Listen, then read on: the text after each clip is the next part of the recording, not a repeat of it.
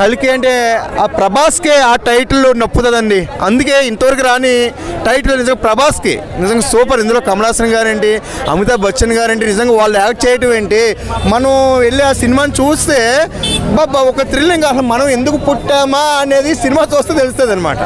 ఆ cinema trailer చూస్తేనే మహా అద్భుతం అద్భుతం. ఒక బాహుబలి రికార్డులు బదలకు అంటే అందరూ అదే అనుకుంటున్నారు.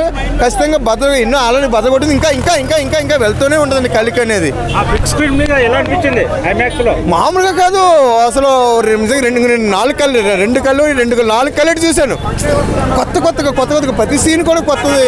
అసలు ప్రభాస్ నిజంగా హీరో, మనకి ఆ దేవుడిచ్చిన వరం అని చెప్పుకోవాలి. ఒక హీరో ఏంటి ఆ సినిమా అంటే, ఆ హీరో లేకపోతే ఇంత బడ్జెట్ ఉండదు.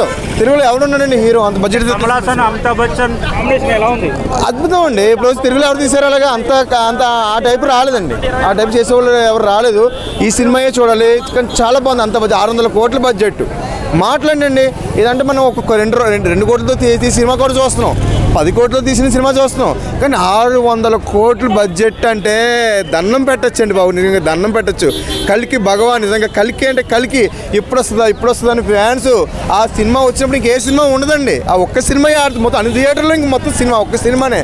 అదేనండి ప్రభాస్ రేంజ్ అంటే అదండి కలికి అండి. మిస్టర్ అయితే బ్రో బాగుంది. ఇంకా ఇలాంటి థియేటర్స్ లో అయితే దగ్గర వెళ్ళిపోద్ది. బేస్ అయితే కిర్రాక్ ఉంటది, డాల్బీ అట్మాస్ లో కిర్రాక్ ఉంటది, ఎంజాయ్ చేయొచ్చు. అది చెప్పలేం బ్రో ఇంకా.